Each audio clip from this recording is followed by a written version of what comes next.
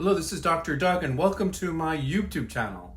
I'm going to be talking to you all about sex, or better said, human sexuality. Well, I could really be talking about sexual love or maybe even archetypal sex.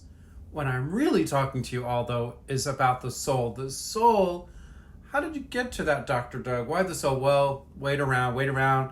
I'm going to tell you by the time we get to this video, and then there's going to be a series, a 4-part series called SexPosed, Unveiling the Erotic Psyche, a journey through archetypes, sexology, trauma, sexual diversity, and the healing power of differentiation. What a title. Well, I hope you can stay for all of the 4. Please, I invite you to smash that like button and hit the subscribe so as not to miss the subsequent videos that are going to come out, and to support the channel. I'm going to also be putting out an ebook, and I'm giving a talk at Antioch University the second Wednesday of every month on this very subject, so you can show up live or through Zoom and participate yourself in a community conversation. The link for the talk is in the description section. Your support is so helpful because I'm trying to do something different here. Not just bring together my artistic and scientific and psychotherapeutic sides, which I love to do and it's fun, but also really to help you all to take the big ideas that we developed in the Antioch University LGBT Specialization that I helped found almost 20 years ago, where I was the director for 10 years, but also as a psychotherapist for the last 30 years, where I have heard it all and have worked with heterosexual people, LGBTQ plus people, fluid people, and everyone in the middle. And there are a lot of folks in the middle. Talk about that. So I'd like to invite you to participate, ask me any questions, think about any sexual fantasies or stories or issues or challenges that come up, and really do check out that Antioch University talk from 12:30 to 2 p.m. the second Wednesday of every month. If you come live, we'll give you free food, free pizza. Please RSVP. The community psychology in-depth series I've been putting together is really gaining steam, and we'd love to have you there. What a cool opportunity to talk for community members, budding therapists, and just everyday else people. Let me get back to the subject here, why I think sexuality is so important. Well, we wouldn't be here if it were not for sex, and also for queer people, especially during my time when we really didn't focus so much on getting married and having children, but we believed that we were informed by some type of ancient view that sex was like a god. I kid you not. And then we made love, especially if we were blessed by the goddess Aphrodite Urania, who looked after those who were committed to same-sex love. We could procreate children of the mind. So sexuality, procreativity is sacred. Let's see if we can get that together here. I'm going to tell you a little bit of a personal story, and it's actually very, very, very personal and very private, but I'm going to tell it anyway. Before my bar mitzvah, I was actually in the hospital because I had these horrible hip problems from wanting to make my father proud by playing tackle football in the cold ice. I should not have done that, and I suffered a very terrible fall, and that brought me to the hospital, which actually kind of initiated me. But I remember I was sitting there in the hospital, and I was, all naked and stuff because they were looking at the incisions and whatnot. I was like 12 years old. I was such a kid. But I remember thinking to myself that I was actually attracted to some of these interns. They were young. Some of them were very nice to me. And then I allowed myself, I don't believe I had ever done this before, when I actually engaged in masturbation fantasies, I allowed myself to put one of those folks' image to the experience, and I kid you not, my life changed after that. It reminded me a little bit because I had seen Charlton Heston in the Ten Commandments when he, goes and gets to the burning bush and God says, take off your shoes, you're standing on sacred ground. Well, it had a big impact on me, just to say the least. And that's when I knew that sexuality was like a god. And of course, I had a lot of toxic shame, a lot of internalized homophobia, like a lot of people still today, and it took me a long time to actually really accept myself and come to my own. I think actually was going to the all boys school at Columbia College that really helped me actually come out. And then, of course, I did many, many years of psychotherapy, generations. But I think we can all agree that everyone has sexual needs. The founder of modern psychoanalysis, also a Jew, and I'm going to talk to you about why it's important that Jews invented what we today call modern therapy in subsequent videos. But Freud was able to, as a sexologist in the latter stage of the 19th century, to realize that people's neurosis resulted from the fact that the people who we love and the people who we fuck are not the same. So how can we love the person we want to fuck, and how can we fuck the person that we love? Excuse my language, but I mean it in the most spiritual and sacred of ways. And of course, when people come to me in psychotherapy, it's usually with a sexual problem or a love problem. One person in the couple wants sex more than the other one doesn't want it so much. One person is very, very sexually kinky, the other person is very sexual vanilla.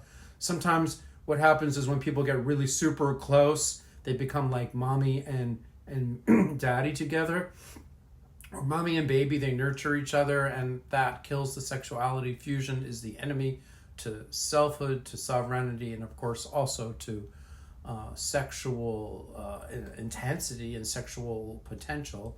That's a really important topic that I actually discussed in some of my topics on Murray Bowen, some of my rather videos on Murray Bowen and earlier YouTubes. You can check that out. About a year ago I talked about multi-generational family therapy and the problem of fusion, which destroys individuality, destroys love, and of course destroys sexual love and sexual feeling. But back to therapy, everyone has their issue. The married couples, they may have more commitment, stick-to-itness, but then if they can't get sexual needs met in the heterosexual marriage relationship, someone either has to go out and cheat. Usually it's the male. That's all done in secret.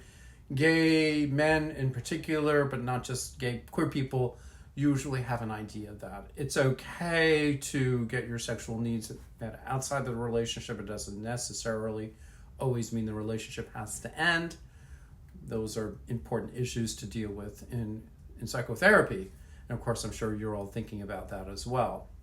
This series of YouTubes and the ebook I'm going to create, and all of the stuff I really want to talk to you about in the community psychology tests, in some ways is sourced in the human sexuality we created at Antioch University 20 years ago as the gateway class to the LGBT specialization, but also as a class for everybody in the school to take, which kind of initiated each person, not just in sexual desire disorders, but what does it mean to be a gay identified person, a bi identified person, a lesbian identified person, a trans identified person. And we help people understand that sexual diversity is on a continuum, and how to honor that and not demonize that, not pathologize that as part of their education to become psychotherapists, influenced by Antioch's mission of social justice, but also by the LGBT specialization's focus on sexual health and sexual diversity. So back to why are we talking about the psychology of sex? Well, psychology, as you know, is only a terribly recent science. Actually, it's only about 150 years old. Friedrich Nietzsche, my boy, I wrote my dissertation on him, German philosopher in the 19th century. He thought that psychology was the queen of the sciences. Don't you just love that? Psychology as the queen of the sciences. Look, bitch, there's the queen of the sciences. Not molecular biology, not chemistry, not statistics, not engineering, but psychology, the queen of the sciences. But I do get a little bit ahead of myself. So we're going to talk in this series about archetypes, trauma, sexology, sexual diversity, and sex therapy. But let's focus right now on what is meant by the archetypal aspect. Most of the human sexuality books do not address it at all. It's actually very little talked about, maybe in Jungian circles, what is meant by the archetype. But I think if you're really honest with yourself when you fall in love or when you get turned on, it's not that you're turned on to a chair or to the sage or to a desk. You're actually turned on to a particular type of person with a particular type of vibe.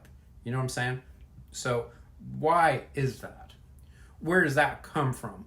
how come, you know who's your guy or who's your gal, or what if you're fluid or if you're trans, who that person is, you just feel it. Sometimes if you're sapio, it's not about maybe, sexual attraction, it's about something else, but you just know that. And I'm suggesting, although a lot of maybe people in the social sciences don't like this, because maybe some of the people in social constructionism would suggest that there's nothing essential or nothing archetypal. I think that's a lot of bullcrap. I think many of us, our identities are, of course, socially constructed, but the source of what makes identity come into life, come into being, come into selfhood, come into breathing is not merely a social construction. I'm sorry, but I am not talking to you here, as far as I can tell, as a artificial intelligence or social construction. And all my limitations and all my goofiness is Dr. Doug, real person, and I hope I'm talking to real people out there. That is not a social construction. In your very being, in your very breath, you are an essence. So that's a whole other topic I'll get into. We're talking about archetypes, we're talking about myths, we're talking about inborn patterns of meaning and behavior, we're talking about things that just are so important to us that we don't even pay attention to them. So I'm going to talk to you in these videos a little bit about some of the important mythologists. I'm going to, talk to you a little bit about Plato. He doesn't always get the best rap because he was sexist and because of all other kinds of problems, but they all lived about 2,500 years ago, so let's give them a break. A very important series of stories in Plato's Symposium, a drinking party about men talking about the philosophical nature of love. Plato's Symposium was written about 385 to 370 BCE. It's an important dialogue, and the dialogues are a series of philosophical texts in which characters engage in discussions and deliver speeches on various topics. They're actually quite interesting. The Symposium, and I really want to hope you can go out and read it, explores the nature of love, desire, and the different forms of love that exist among humans. It's considered to be one of Plato's most widely studied pieces and discussed in philosophy, and is actually kind of a Bible of archetypal love, and also, believe it or not, of gay love. You've all probably heard of the myth of the round people, which is talked about by the playwright Aristophanes. The myth seeks to explain the origin and nature of love and desire. Okay, it's not just happenstance or a social construction. According to the myth, human beings were originally very different from what they are now. Believe it or not, they were round. We were round with 4 arms and 4 legs and 2 faces, and they possessed great strength and power. Can you imagine if you put 2 people together, how strong they would be? There were different types. There was the male-male version, there was the female-female version, and there was the male-female. And each type had its own unique characteristics. The male round people were drawn to each other and engaged in what we today call same-sex relationships.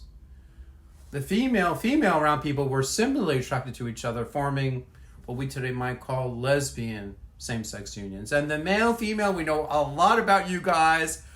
We know a lot about you. You were the original heterosexual relationships, but look, in the myth, you only get 1/3 of the pie. But okay, so not dissing anybody. These round creatures were so powerful that they were threatening the gods, and to prevent this overpowering of the gods, Zeus, king of the gods, decided to split these round people in half.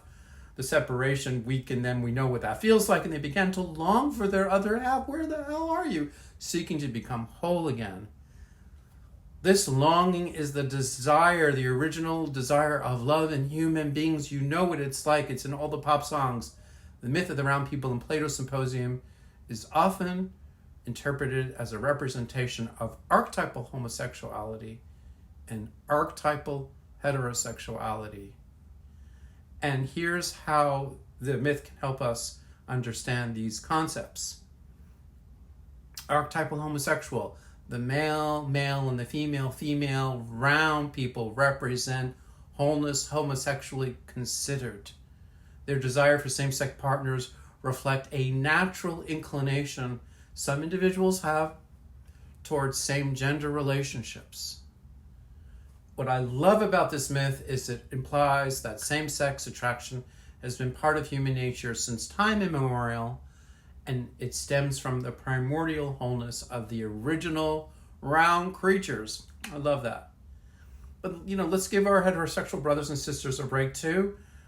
The male-female round people symbolized archetypal heterosexuality. Their longing for their other half reflects the desire for opposite gender partners. So we're talking here about a great manifestation of a deity. The myth suggests that heterosexual attraction is also deeply ingrained in human nature, which we know, but maybe not as prioritized as we think it is, and actually represents the original androgyny of people, because the heterosexuals are the most androgynous, believe it or not. So in the Plato Symposium, and it's one of many myths I'm going to talk to you about, we get the understanding of why there is the need for one's other half, why there is disunity, why there is trauma, why there is fragmentation, and why the need to seek one's other half is so important in terms of human relations, but also from a psychological perspective. It could very well be, and I'm going to get into this more later, that the other half also is a person within that we project onto the mortal person, and that each of us has within us an archetypal soul image that, of course, we're unconscious about, but is a real important aspect of ourselves that can help us become whole, whether or not we're with somebody. So other religions have always understood God as an external force, but there are esoteric traditions that see this experience of the other half as also an inner God. And that's why sexuality is so important, so spiritual, so erotic. But we really need these ideas in order to, grow as human beings. So stay tuned for more YouTube conversations on this. I'm going to talk a little bit more about archetypes in subsequent YouTube videos. I'm going to then get into the history of sexology. I'll get to Freud and the 19th century sexologists. I'm going to be talking a lot about sexual diversity, that just like botany, there's so many diverse aspects of human sexuality. I just named 3 variations, but there are many, many others that are perhaps birthed from their own archetypal patterns. I'm going to be talking a lot about trauma and how to work it through, and I'm going to also be talking about a kind of sex therapy that is so important. It's called differentiation, and I'm going to discuss it very, very carefully in subsequent videos. Please ask me any questions. Please look in the description for the link to the upcoming talks at Antioch University, the second Wednesday of every month, where I will be amplifying and unpacking some of these ideas within the public. We're having a great public conversation. I think you'd really get a lot out of it. Even if you don't actually live in Los Angeles, or you live in even another country, you can come and visit us vis-a-vis Zoom. There's a Zoom link, and many people do come in through Zoom. I'm doing a lot of writing, a lot of publishing lately. I'm catching up. I was an author 20 years ago, and I've done a lot of writing, but I'm actually putting out very quickly an ebook on this very topic that will be something you can actually look at and will help you ask questions. It'll be a little bit therapeutic as well as pictorial. So thank you for subscribing. I so appreciate, I so adore you for coming and listening to me and other people who are going to be talking on this channel. Please ask me any questions. Please subscribe. Do your inner work. Keep your journal. If you don't have a therapist, talk to the inner therapist. Don't forget to ask me any questions. I'm really here for you. I look forward to checking in with you later in future YouTube videos. Take care.